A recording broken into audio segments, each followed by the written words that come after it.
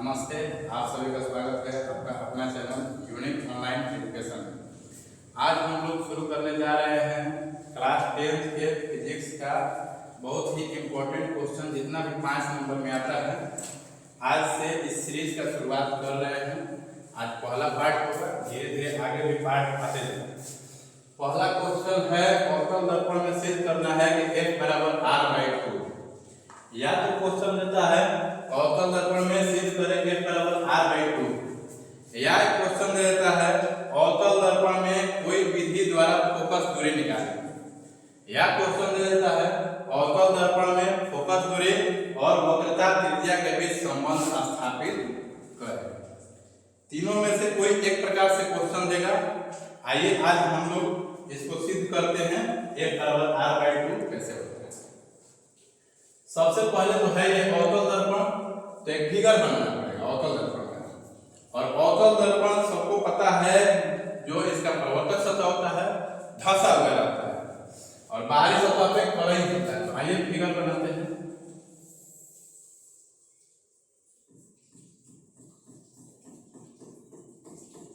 ये हो गया एक अवतल दर्पण, इसका नाम हम लोग दे देते हैं M और N।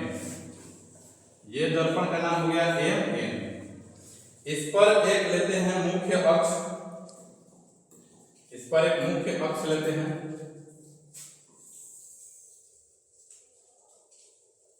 ये हो गया मुख्य अक्ष। ये जो बिंदु है, इसको सबको पता है कि इस बिंदु को कहते हैं ध्रुव। ध्रुव को सूचित किया जाता है P के द्वारा। अब इस मुख्य अक्ष के समांतर, मुख्य अक्ष के समांतर एक किरण आती है।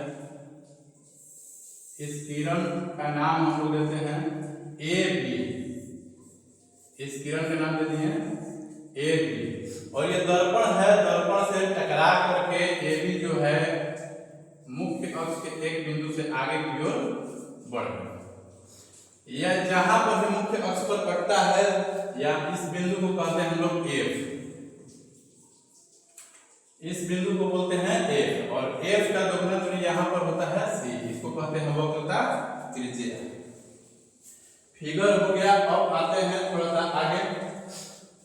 अब एक बात सबको पता होगा कि AB एक किरण जा रहा है, दर्पण पे टकरा रहा है। जब दर्पण पे टकराने के बाद वापस इसी माध्यम में आ रहा है, तो यहाँ से परिवर्तन का नियम लगेगा। और जब भी परिवर्तन होता है तो एक बीच में आता है अभिलंब। तीनों एक ही बिंदु पर होता है परिवर्तन के नियम से।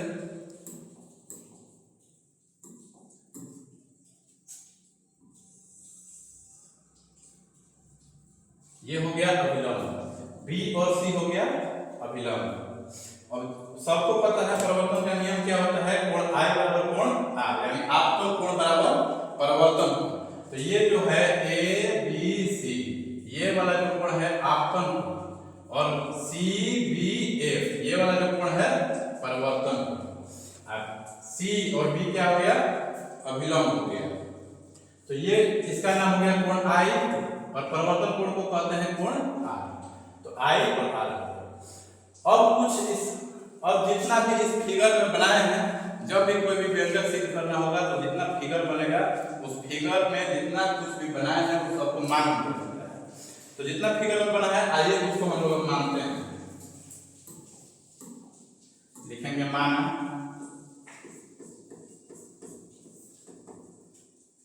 कौन सा दर्पण है, MN एक अवतल दर्पण है। MN एक अवतल दर्पण है, जिसमें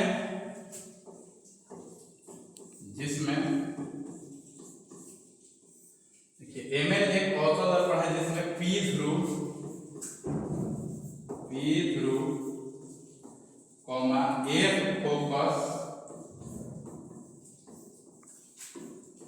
F फोकस हो गया, और C वक्रता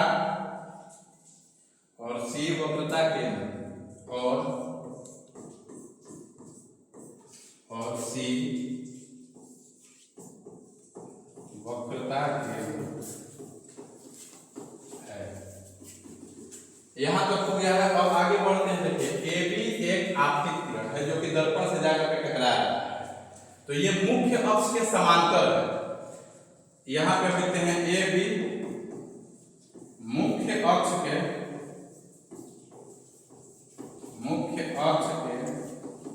समांतर एक किरण है,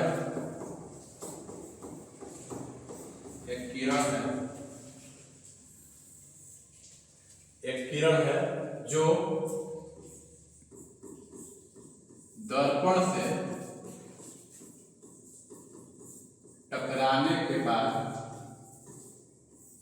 से टकराने के बाद देखिए ए भी एक किरण है जो दर्पण से टकराने के बाद कहां से गुजर रहा है, एक बिंदु से होकर के गुजर रहा है। दर्पण से टकराने के बाद एक से होकर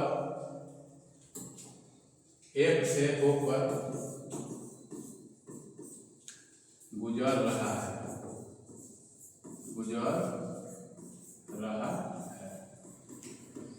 इतना जितना फिगर में था उतना हम लोग मान लिए हैं। अब आगे आते हैं व्यंजक सिद्ध करने।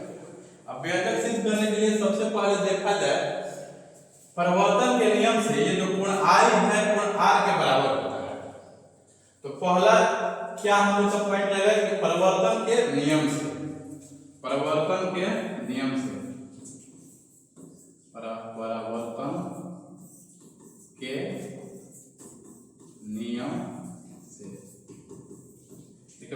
का नियम क्या होता है, आपतन कोण बराबर परिवर्तन कोण, यानी कि कोण I बराबर कोण R होता है। तो यहाँ पे लिख देंगे कोण I बराबर कोण R, यानी कि कोण I बराबर कोण R का मतलब क्या होगा, कोण A B C बराबर होगा कोण C B F, यानी कि कोण A, देखिए कोण I कोण R आपस में बराबर है, कोण A B C बराबर कोण होगा C B F, यानी कि A B C बराबर हो जाएगा कोण C B F, कोण C B F।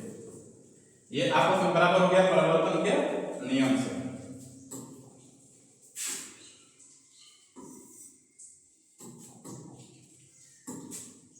कौन सा हुआ है, C B F। कोण I बराबर कोण R हो गया। अब आगे बढ़ते हैं, जब भी एक आते हैं हम लोग रफ पे, जब भी दो समांतर रेखा को एक तिर्यक रेखा काटती है तो ये वाला कोण और ये वाला कोण आपस में बराबर होता है, एकांतर कोण होता है। इसका नाम लेते हैं हम लोग कोण 1, इसका नाम लेते हैं कोण 2। तो ये कोण 1 और 2 आपस में क्या होगा, बराबर होगा। जब भी समांतर रेखा दो समांतर रेखा को एक तिर्यक रेखा आपस में काटती है तो ये दोनों कोण आपस में बराबर होते हैं, तो एकांतर कोण होता है, अंतर एकांतर कोण। आते हैं अब देखिए यहाँ पे ए बी और सी पी ये क्या है, आपस में समांतर है। और जब एक तिर्यक रेखा देखिए काट रहा है बी एफ, ये काट रहा है तिर्यक रेखा, सॉरी बी एफ है, बी सी तिर्यक रेखा एक काट रहा है। तो यहाँ पे देखिए ये वाला कोण, जैसे कि यहाँ पे हम बना रहे हैं, ये वाला अगर मान लेते हैं हो गया B और ये वाला हो गया C, तो यहाँ पे जो कोण है कोण I बराबर ये वाला कोण तो बराबर होगा, यानी कि ये कोण और I जो है बराबर होगा, यानी कि A B C बराबर होगा B C F। तो लिखेंगे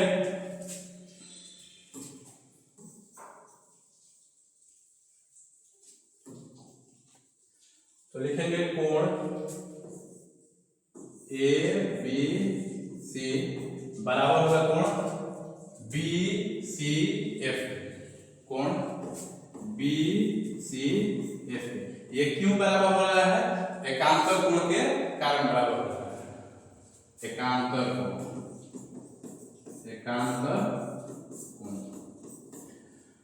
अब देखिए जब कोई भी त्रिभुज का दो कोण आपस में बराबर हो जाता है तो उनके सामने वाली भुजा बराबर होता है। जैसे कि आ रहे हम एक रफ है, बना दिए हम एक त्रिभुज, बना दिए ए बी और सी। हम मान लिए कि ये दोनों जो कोण है आपस में बराबर है, तो इसके सामने वाला भुजा ये और इसके सामने वाला भुजा ये आपस में दोनों क्या होगा, बराबर होगा। थीटा के सामने वाला भुजा, दो कोण आपस में बराबर हो जाता है तो थीटा के भी आपस में क्या होता है, बराबर होता है। जब कोई भी त्रिभुज का दो को भुजा आपस में बराबर हो गया तो वो त्रिभुज हो जाता है समद्विबाहु त्रिभुज। जब दो को कोण आपस में बराबर हुआ तो क्या हो गया, वो समद्विबाहु त्रिभुज आते हैं। अब देखिए त्रिभुज BCF दिखाई दे रहा है, BCF कौन कौन से कोण बराबर हुआ? अब देखिए कोण I बराबर कोण R है, कोण I बराबर ये कोण BCF है, तो ये दोनों यानी कि BCF बराबर कोण हो जाएगा कोण CBF आपस में क्या हो जाएगा, बराबर हो जाएगा। तो चूंकि कोण BCF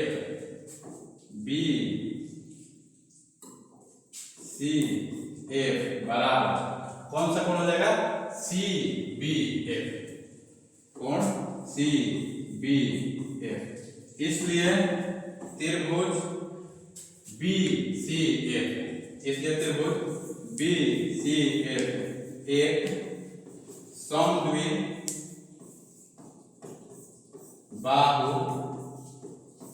त्रिभुज है। जैसे ही दो कोण आपस में बराबर हुआ तो आमने सामने कोण के सामने वाला भुजा क्या होता है, बराबर होता है। और जब दो को भुजा बराबर हो गया तो ये त्रिभुज क्या हो गया, समद्विबाहु। आगे पेज पे हम लोग चलते हैं। अब देखिए फिगर पे थोड़ा सा देखिए कौन कौन सा भुजा बराबर हो गया। इस कोण के सामने वाला भुजा ये वाला हो गया और इस कोण के सामने वाला भुजा ये वाला हो गया, यानी कि आपस में बराबर होगा CF बराबर BF। जब इस कोण के सामने वाला भुजा ये और इस कोण के सामने वाला भुजा ये, यानी कि CF बराबर क्या हो जाएगा, BF। तो हो जाएगा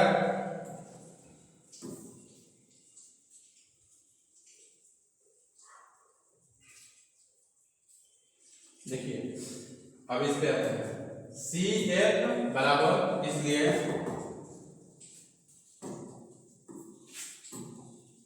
CF बराबर BF, ये हो गया CF बराबर BF। अब एक सोचिए बात, अगर दर्पण का जो द्वार मतलब होता है चौड़ाई, अगर दर्पण का द्वार बहुत छोटा होता है, यानी ये जो दर्पण दिखाई दे रहा है इतना ना होकर के ये एकदम बहुत छोटा सा है, इतना सा, तो ये जो बिंदु B दिखाई दे रहा है ये बिंदु कहां पर आ जाएगा, नजदीक एकदम P के नजदीक यहां पर आ जाएगा, नहीं आएगा, बहुत छोटा कर देगा, एकदम इतना समान लीजिएगा, इतना सा हो गया, तो ये बिंदु B और P पास में आ जाएगा, यानी कि जो B यहां पर है ये यहां पर आ जाएगा, तो यहां पर आ जाएगा। लिखेंगे दर्पण का द्वार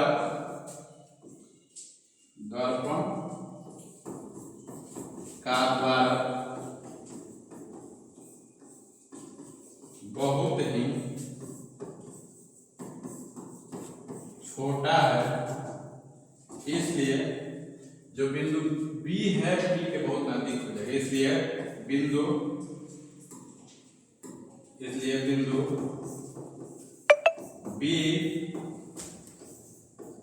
बिंदु P के बहुत ही नजदीक है, इसलिए बिंदु B जो है बिंदु P के बहुत ही नजदीक है। अब यहाँ पे आ जाएगा तो अब देखिए क्या होगा, जो बिंदु B है P के नजदीक आ जाएगा तो CF बराबर जो यहाँ BF है, अब देखिए यहाँ पर है तो P से भी उतना ही दूरी होगा, यानी कि जो B है P के नजदीक आ गया तो BF की जगह PF भी लिखा जा सकता है, लिखा जा सकता है। जब नजदीक हो गया है तो BF की जगह पर क्या हो जाएगा, PF।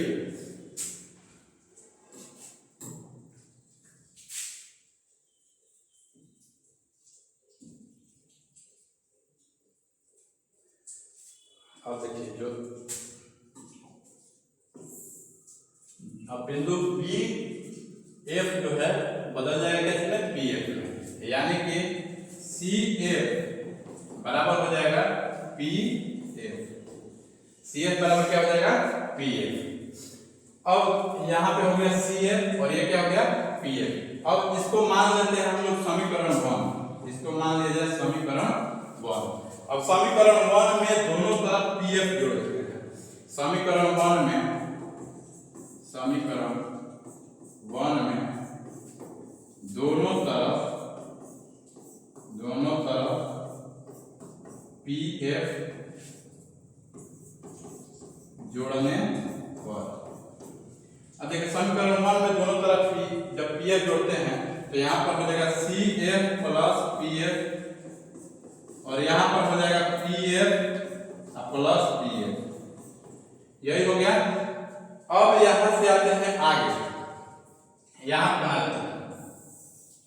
अब देखिए CF और PF, यहां पर हो जाएगा CF प्लस PF बराबर है।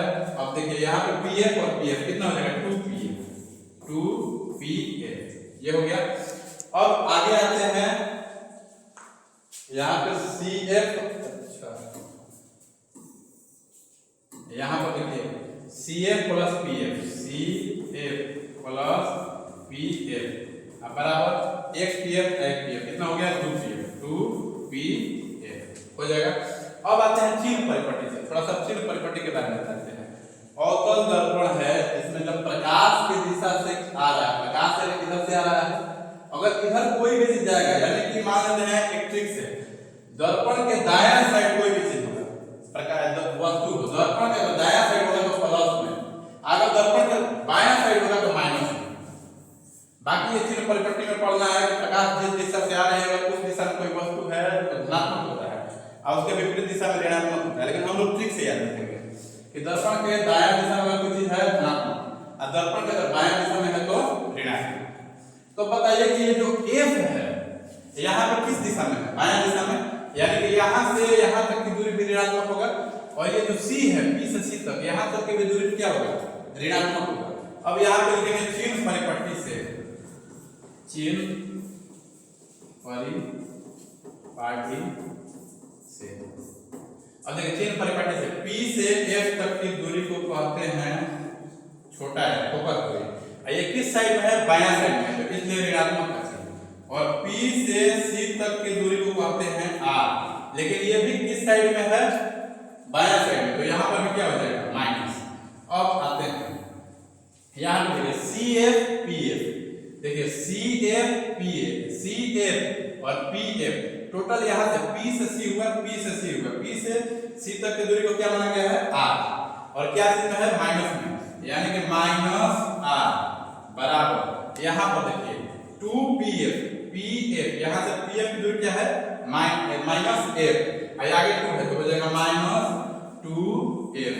अब देखिए इस माइनस से माइनस कट जाएगा, अब इधर है 2F यानी 2F के साथ गुणन है, बराबर के इस साइड आएगा तो बाटा में आता है, यानी कि R बाटा 2 बराबर F, या F बराबर R/2 सिद्ध हो गया। एक क्वेश्चन में क्या सिद्ध करना था, F बराबर R/2 यही सिद्ध करना था। एक क्वेश्चन में सिद्ध करना था F बराबर R/2 और ये हम लोग का यहाँ पे क्या आ गया F बराबर R/2 सिद्ध हो चुका है। ये तीन प्रकार से क्वेश्चन पूछता है। अवतल दर्पण में सिद्ध करेंगे F बराबर R/2, या अवतल दर्पण में फोकस दूरी और वक्रता त्रिज्या के बीच संबंध स्थापित करें, या अवतल दर्पण में कोई एक विधि द्वारा फोकस दूरी ज्ञात करें। अब किसी भी प्रकार से पूछेगा तो आप लोग इसको सिद्ध कर सकते हैं। ये पहला लेक्चर था फिजिक्स का 5 नंबर वाला क्वेश्चन था। आगे भी लेक्चर आते रहेगा।